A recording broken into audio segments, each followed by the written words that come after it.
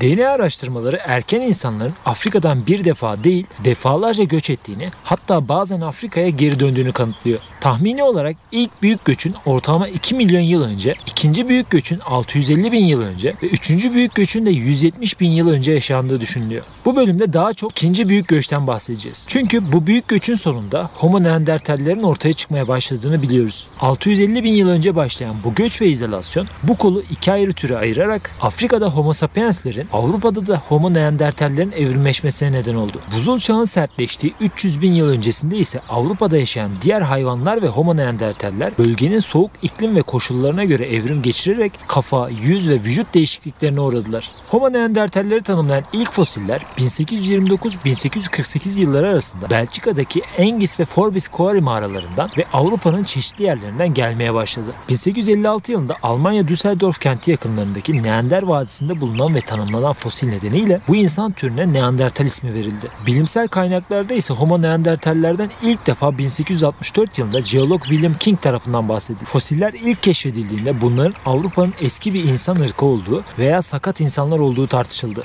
William King ise bulunan bu kemiklerin bizim türümüzün kusurlu bir bireyine ait olmadığını, bunların buzul çağdan kalma insandan çok şempanzeye yakın bir insan türü olduğunda ısrarcı oldu. Böyle düşünmesi aslında çok doğaldı. Çünkü o güne kadar bilinen en yakın akrabamız inceleyip görebildikleri maymun türleriydi. Bugün King'in bunların farklı insan türü olduğu ve buzul çağında yaşadıkları konusunda haklı, fakat bu insanların şempanzelere olan yakınlığı konusunda yanıldığını biliyoruz. Çünkü bu insanlar şempanzelere değil bize daha yakındılar. Fakat bilim zaten bu şekilde işler. Önce ortaya çeşitli fikirler atılır, daha sonra yanlış olanlar elendikçe doğru olan fikre ulaşılır. Bazı bilim insanları ise biz modern insanların bu türlerden evrildiğini ve bunların da Avrupalıların kökeni olduğunu düşündü. Buna Homo neandertallerin Avrupa kökenli tek tür olması da eklenince Avrupalı bilim insanları Neandertallere ayrı bir hayranlık duymasına neden oldu. Fakat Homo neandertallerin bu kadar popüler olmasının tek sebebi Avrupalı olması değil. Bölgede bilimsel çalışmaların çok uzun yıllardır yapılıyor olması ve bulunan Homo neandertal kemiklerinin DNA'sını ve tabii ki günlük kullandıkları eşyanın çok iyi korunması, onların yaşamını ve görünüşünü aydınlatarak popüler olmasını daha da destekledi.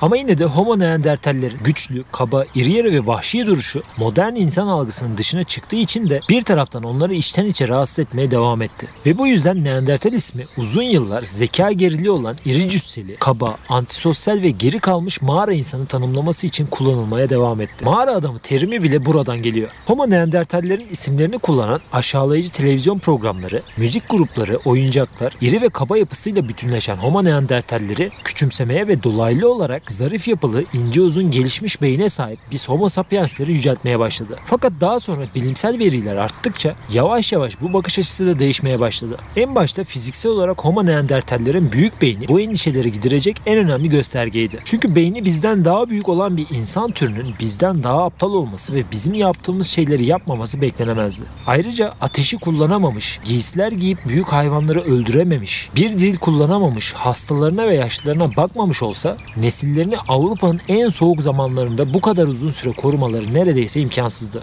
1900'lerin başlarında çoğalan Homo neandertal fosilleri bu türün çok sağlam dik duramayan, daha az zekaya sahip yarı insan bir tür olduğunu kabul etti. Fakat 2. Dünya Savaşı ile birlikte gelen çeşitli korkular Homo neandertallerin bile Homo sapienslerin bir türü olarak kabul edilmesine neden oldu. 1993 yılında yayınlanan Neandertallerin Araştırması kitabı ile Homo sapienslerin Homo neandertallerden evrimleşmediği ve onların farklı bir tür olduğu fikri yayılmaya başladı. Homo neandertallerin soyunun kuzenleri olan biz Homo sapienslerden ve ataları olduğu düşünülen Homo heidelbergensis'ten kesin olarak ne zaman ayrıldığı ve farklı bir tür olduğu henüz net değil. Zaten daha önceden bu türler arası geçişin aslında hiçbir zaman tam bilinemeyeceğinden, bu geçişlerin siyah ve beyaz arası geçiş gibi yumuşak olduğundan bahsetmiştim. Ama yine de bilim insanları farkları anlamak için sembolik tarihler ve isimler belirliyor. Homo sapienslerin Homo neandertaller ile çiftleşip ürediğini de düşünürsek işler iyice karmaşık bir hal oluyor. Ve hangilerinin ara tür, hangilerinin torun olduğu elde kalan 3-5 parça fosile bakarak analiz etmek oldukça zor. Homo neandertallerin popülasyonlarının en yüksek olduğu dönemlerde dünya son buzul çağının hakimiyetinde.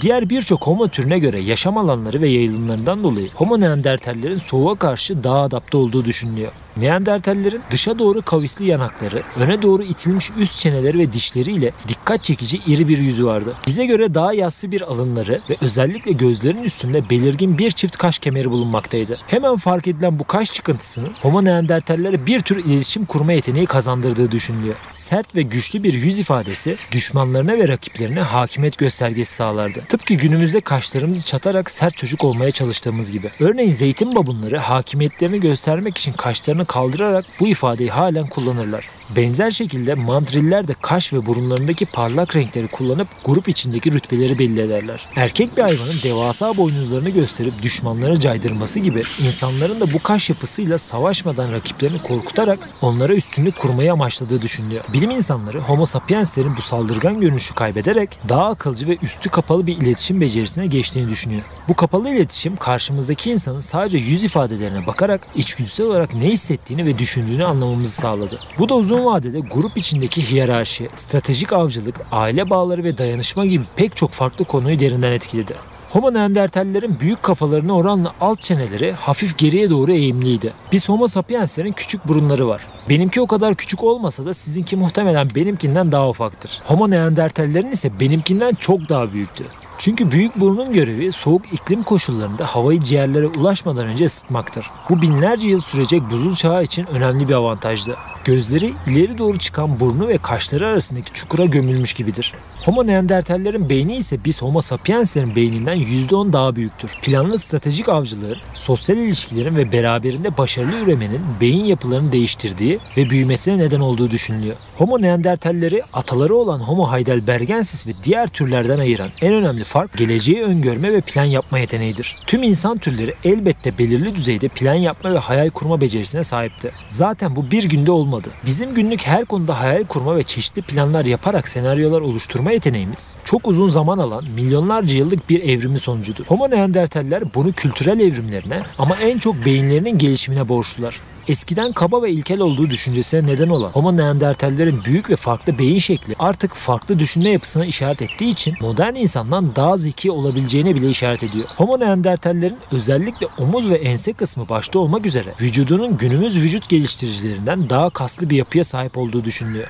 Ortalama 1,60 santimlik tıknaz ama kaslı vücudu taşımak için biz Homo sapienslere göre güçlü kemikleri, bacakları, kısa kolları ve kaba elleri vardı. Bir Homo neandertal ile tokalaşmak veya bilek güreşi yapmak bizim için oldukça ezikleyici olurdu. Fakat türümüzün erken tarihlerinde Homo neandertaller ve Homo sapiensler binlerce yıl bir arada yaşadı, çiftleşti, savaştı ve beslendi. Hatta birbirleriyle geçen bazı zor savaşlarda kazananlar kaybedenlerle beslenmiş bile olabilir. Arkeolojik kazılar ve Fransa Lescotes'ta bulunan yetişkin bir neandertalin diş yapısında yapılan analizler diyetlerinin çoğunluğunu tahmin edildiği gibi büyük otçul memelilerin oluşturduğunu gösteriyor. Tabii ki bitki, meyve ve tohum gibi yiyecekler de yiyorlardı. Ama çoğunlukla geyik, at, mamut, gergedan gibi etin bol olduğu büyük hayvanları avlama eğilimindeydiler. Balık yemekten görece uzak durduklarını da göz önünde bulundurursak genetiğimde Homo neandertallerin daha baskın gelmiş olabileceğini düşünmeden edemiyorum. Homo neandertallerin bulunduğu neredeyse bütün mağaralarda kül ve kömür kalıntıları da bulundu. Bu da ateşi basit bir şekilde de olsa gittikleri hemen hemen her yerde kullanabildiklerini gösteriyor. Geçtiğimiz bölümlerde Homo erectus türlerinin ateşi kullanımından bahsetmiştim. Fakat Homo neandertallerdeki ateş artık düzenli ve sürekli kullanılan bir araç durumuna gelmişti. Hatta alet becerileri de eskiye oranla gelişmeye başlamıştı. Bazı bilim insanları Homo neandertallerin küçük sallar inşa edip Akdeniz'e açıldıklarını bile iddia ediyor. Homo neandertallerin temel besinleri günümüzdeki gibi güvenilir ve denetlenmiş hayvanlardan oluşmuyordu. Hepsi yaban hayvanlarıydı. Bu da bazen beraberinde başka sorunları getiriyordu. İnsan türlerinin ortalama 400 bin yıl önce ateşi günlük olarak kullandığı bilinse de her zaman pek mümkün olmuyordu. Ve başarılı av sonrası beslenme mutlulukları bazen gelecekteki zor günlerin habercisi olabiliyordu. 1908 yılında Fransa'da bir köyde keşfedilen 50 bin yıl önce yaşamış Schaffel'in yaşlı adam fosili en iyi eksiksiz fosillerden biri olmanın yanı sıra bu yaban hayvanları yemenin bedelini de ödemiş bir insandı. 2021 yılında yayınlanan bir makaleye göre 50 yaşlarında ölen bu adam büyük hayvanlardan bulaşan bakteriyel bir hastalık olan Akdeniz humması olarak da bilinen Brucellos'tan muzdaripti. Dünya Sağlık Örgütü'ne göre günümüzde de yaygın olan bu hastalık daha çok sığırlara bulaşıyor. Ve enfekte olan hayvanlarla doğrudan temas edildiğinde insanlara da bulaşıyor. İşte öldürdüğü hayvanların etini çiğ bir şekilde tüketen bu Homo neandertal yaşlı adamı Akdeniz humması yüzünden haftalarca ve hatta yıllarca süren gece terlemeleri, yüksek ateş ve kas ağrılarıyla yaşamış olmalı. Günümüzde fakir toplumlarda olduğu gibi o zamanlarda karın doyurmak en temel sorunlar arasındaydı. Geçmişte yaşayan insan türlerinin bu yüzden zaman zaman yamyamlık yaptığını da unutmamalıyız. Yamyamlık düşüncesini doğal olarak iğrenç buluyor ve hakaret gibi algılıyoruz. Ama aslında yamyamlık insanlık tarihinin bir parçası. Örneğin İspanya ve Fransa'da bulunan bazı fosillerde Homo neandertallerin yamyamlık yaptığına dair pek çok kanıt var. Örneğin 1990 yılında Fransa'da bulunan 2 yetişkin, 2 ergen ve 2 çocuk kemikleri üzerinde kemirme ve kesik izleri tespit edildi. Bunun kıtlıktan mı yoksa kültürel sebeplerden dolayı mı olduğunu bilmiyoruz. Fakat 2019 yılında yayınlanan bir makale, 120 bin yıl öncesinde havaların ısınmasıyla büyük yünlü ve etli hayvanların azalmaya başladığından bahsediliyor. Eğer bu Homo neandertaller aşırı kıtlık çekmiş ve avlayacak bir şey bulamamışsa son çare olarak yamyamlık yapmış olabilirler. Complutense Üniversitesi görevli Maria Garal da 45 bin yıl önce de bazı neandertallerin ölenlerin cesetlerini aletler kullanarak kestiklerini ya da parçalara ayırdıklarını düşünüyor. Doğrusu aradan 80 bin yıl geçtikten sonra da bunları kıtlıktan dolayı mı yoksa artık yeni gelişen çeşitli dini ritüellerden dolayı mı yaptıkları henüz bilinmiyor. Fakat bulunan bazı Homo neandertal kemiklerinin diğer yırtıcı hayvanlar tarafından yendikleri de anlaşılıyor. Özellikle mağaralarda yaşayan ayı, sırtlan, aslan gibi hayvanlar insan türleri için binlerce yıldır büyük bir tehlike oluşturuyordu. Örneğin bu Homo neandertal dişleri ilk defa 1980'li yıllarda Les Pradels'te bulundu. Dişler üzerinde çalışan bilim insanları geçtiğimiz yıllarda 65 bin yıl önce bir sırtlanın bu dişlerin sahibi olan insanı yediğini ve daha sonra sindiremeyerek kustuğunu tespit ettiler. Bulunan Homo neandertal fosillerinden dişlerin hep aşınmış olduğu anlaşılıyor.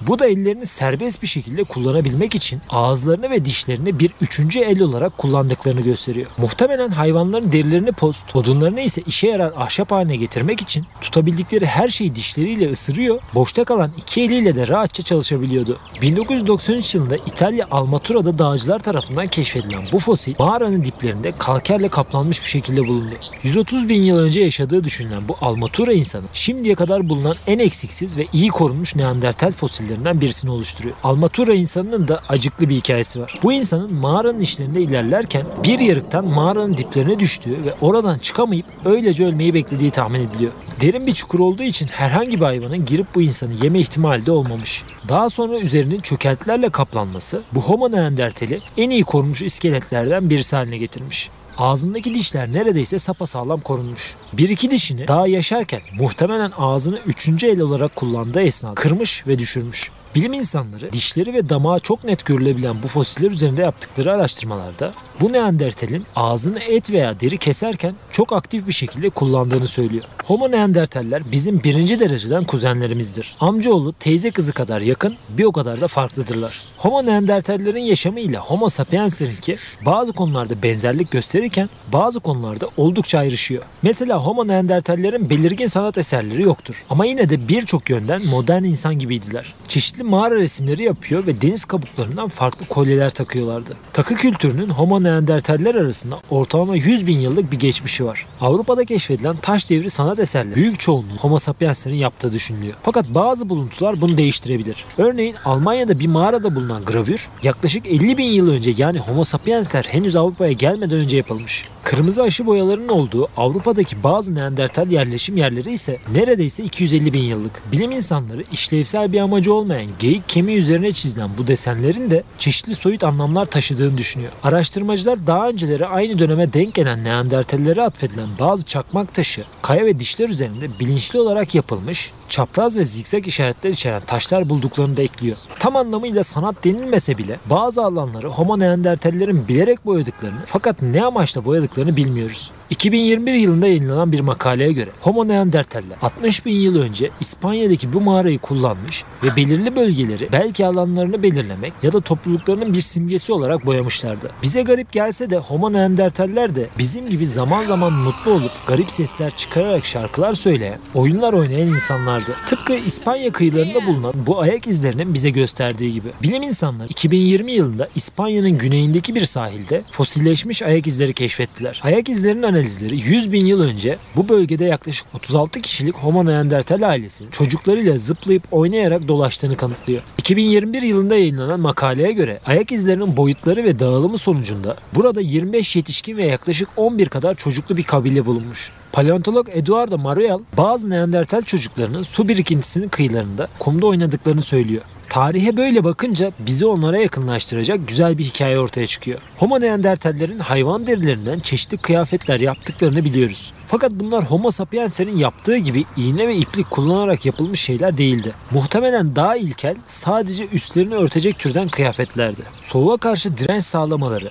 ateş kullanımı, büyük hayvanları avlama ve kıyafet gibi avantajlar sayesinde Homo neandertaller Batı Avrupa'dan Rusya'nın güneyine, Yakın Doğu'dan Asya'nın Afganistan ve Özbekistan işlerine kadar yayılmayı başardılar. Fakat bunların hepsi aynı zamanda ve aynı görünüşe, kültüre ve biyolojiye sahip Homo neandertaller değildi. İskeletler ve arkalarında bıraktıkları gösteriyor ki 200 bin yıl önceki Homo neandertaller ile başka bir bölgede 50 bin yıl önceki Homo neandertaller bazı konularda oldukça farklılıklar gösteriyor. Modern yaşamda aynı ilde farklı köylerde yaşayan insanların bile başka kültürlere ve dış görünüşe sahip olduğunu düşünecek olursak bu oldukça normal bir durum. Evrim her konuda ve alanda sürekli devam eden bir olay. Bunu gözlemlemek bazen kolayken bazen oldukça zordur. Homo neandertaller muhtemelen genç erkeklerin değişik yaş aralığında birçok dişiyle birlikte olduğu ortalama 25-30 kişilik ailelerde yaşıyordu. Bizim yaşlılık, nenelik dediğimiz zamanlara bir Homo neandertal çok nadir olarak ulaşabiliyordu. Risk ve hastalıkla dolu hayatlarını 30 veya maksimum 40 yaşlarına kadar yaşayabiliyorlardı.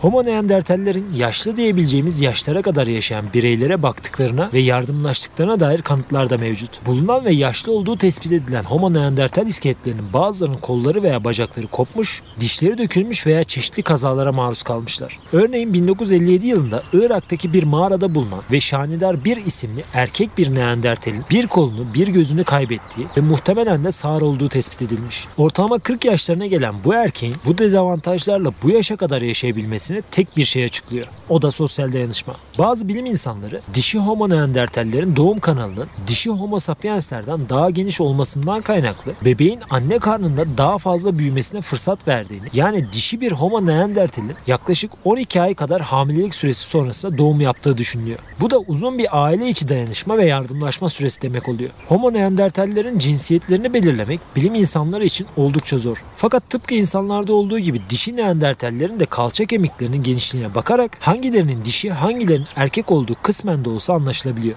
Yine de birkaç parça kemiğe bakarak bunu belirlemek biraz zor. Ayrıca bazı neandertal dişilerinin ön kolları bazılarından çok daha fazla çalışıyordu ve kolları erkek neandertallerin kolları kadar kaslı bir yapıya sahipti. Bu da erkekler avdayken dişi neandertallerin avlanan hayvan derisi üzerinde çok fazla çalıştığını ve tabii ki günümüzde olduğu gibi iş ve görev dağılımları yaptığını gösteriyor. 2020 yılında Nature'da yayınlanan bir makaleye göre neandertal genleri üzerinde yapılan kapsamlı araştırmalarda neandertal çocuklarının modern insanlara kıyasla daha yaşlı anneleri ve daha genç babaları olduğu sonucu ortaya çıkıyor. Erkek neandertaller daha çok risk alıp savaşlarda veya avlarda daha erken yaşlarda öldüğü için geride kalan dişi neandertaller daha uzun yıllar yaşıyor ve daha genç erkek neandertallerden çocuk sahibi oluyorlardı. Böylece yavruların uzun büyüme ve bakım evresi biraz daha deneyimli ve bilgili ama yaşlı anneler, teyzeler ve anneanneler sayesinde gerçekleşiyordu. Bir zamanlar şiddet yanlısı, düşünme yetisi olmayan canavarlar olarak resmedilmelerinin aksine artık neandertallerin günümüzdeki tasvirleri onların süslendiklerini, sanatsal faaliyette bulunduklarını, hastalara ve yaralılara baktıklarını ve hatta belki de ölülerini gömdüklerini göz önüne alıyor. 2020 yılında Iraklı arkeologlar Şanidar mağarasında 50 bin yıl önce bilerek gömülmüş Homo neandertal fosilleri keşfettiler. Aslında bu bölgede neandertallerin yaşadığı 1950'lerden bu yana yapılan kazılardan biliniyordu.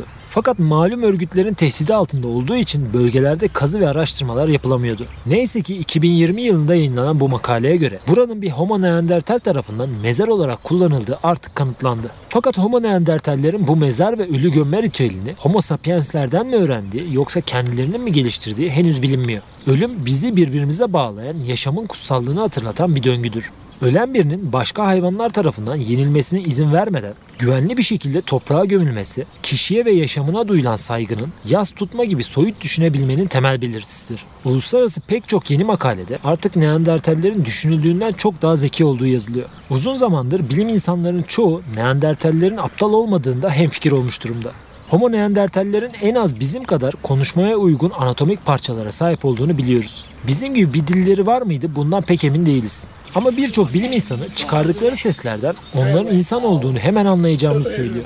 Yapılan araştırmalar Homo neandertallerin biz Homo sapiensler gibi işitme yeteneklerine sahip olduğunu da gösteriyor. Anatomik yapıları, taş alet kullanımı, takı yapımı ve sanat dahil olmak üzere bulunan arkeolojik kanıtlar Homo neandertallerin de biz insanlar gibi dil yeteneğini ortaya çıkaracak karmaşık davranışlar sergilediklerini gösteriyor. Vücutlarının ne kadar kıllı olduğunu bilmesek de genetik kodları bazı bireylerin kızıl ve turuncu saçlı sakallı ve yeşil gözlü olabileceğini de gösteriyor. Günümüz insanları bu gibi bazı genleri Homo neandertallerden veya ataları olan Homo heidelbergensislerden miras olarak almış bile olabilir. Homo neandertallerin tam olarak ne zaman yok olduğunu bilmiyoruz. Ama Belçika'daki Spy mağarasında bulunan fosiller üzerinde yapılan araştırmalar yaklaşık 40 bin yıl öncesine kadar bu mağarayı kullandıklarını ve bunların son neandertaller olabileceğini gösteriyor. 2022 yılında yayınlanan bir makalede Homo sapiensler ve Homo neandertallerin yaklaşık 10 bin yıl kadar Avrupa'da birlikte yaşadıklarını kanıtlıyor. Fransa'daki Mandrin mağarasında keşfedilen taş aletler, ok uçları ve kalıntılar Homo sapiensler ve Homo neandertallerin bu bölgeyi çekişmeli olarak kullandıklarını gösteriyor.